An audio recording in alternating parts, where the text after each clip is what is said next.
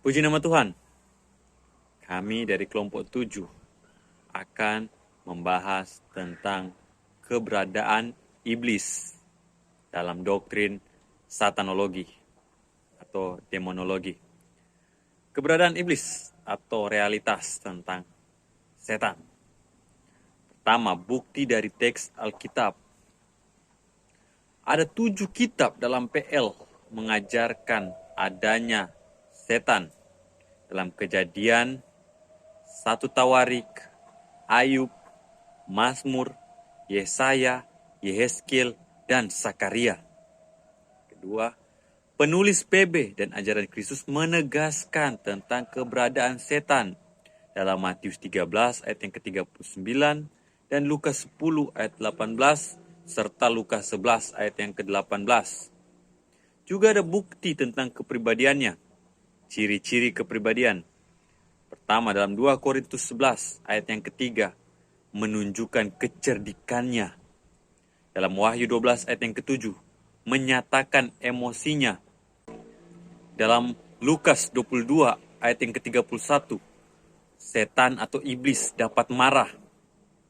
Dalam Yesaya 14 ayat yang ke-12 sampai yang ke-14 dan 2 Timotius 2 ayat yang ke-26, memiliki keinginan dan kehendak. Setan atau iblis memiliki keinginan dan kehendak. Dalam PL dan PB menyatakan bahwa setan adalah satu pribadi. Dalam Ayub 1 dan Matius 4 ayat yang pertama sampai ayat yang ke-12. Haleluya, puji Tuhan, saya Devita Imania Kagiling. Pada kesempatan saat ini saya akan memaparkan video yang itu saya akan membahas tentang kegiatan iblis. Di mana yang pertama, iblis mencobai Yesus di padang gurun, yaitu dalam Markus 1 ayat 12 sampai yang ke-13. Nah, yang kemudian yaitu di mana iblis juga memperalat Yudas Iskariot untuk membunuh Yesus. Nah, ini terdapat dalam Markus 3 ayat 6 dan Markus 14 ayat 1 sampai yang kedua dan ayat yang 39 bagian B. Dan kemudian yang ketiga yaitu di mana iblis juga mengambil firman-Nya yang ditaburkan di dalam Markus 4 ayat yang ke-15.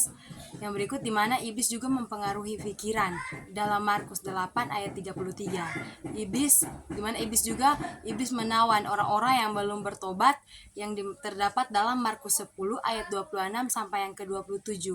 Dan iblis juga merusak pikiran yang terdapat dalam Markus 8 ayat yang ke-33. Di sini ada juga di mana iblis mempengaruhi moral yang terdapat dalam Markus 1 ayat 26, ayat pasal 9 dan ayat yang ke-12. Di sini juga iblis memutarbalikkan firman Allah, yaitu dalam Matius 4 ayat 1 sampai yang ke-11, di mana iblis mencobai dengan kemegahan dunia. Nah, terdapat dalam Matius 4 ayat 1 sampai yang ke-10. Ada juga dalam Matius 1 ayat yang ke-16 sampai yang ke-18 di mana iblis menghasut Raja Herodes. Ada juga dalam Matius 13 ayat 39 di mana iblis menabur lalang.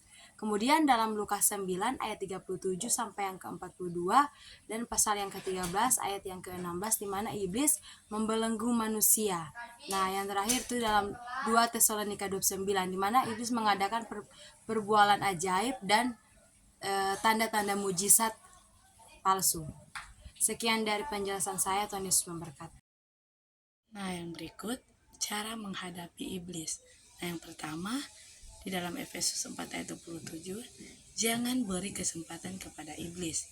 Yang kedua, dalam Efesus 6 ayat 11, kenakanlah seluruh perlengkapan senjata Allah supaya bertahan melawan tipu muslihat iblis.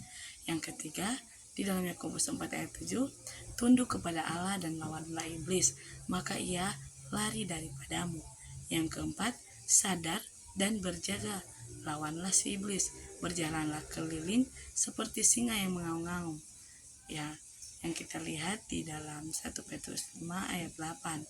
Nah, yang kelima, di dalam Wahyu 12 ayat 11, iblis dikalahkan oleh darah anak domba dan halal. Akhir kehidupan iblis dilemparkan ke dalam api yang kekal, yang kita lihat di dalam Wahyu 20 ayat 10 dan Matius 25 ayat 41.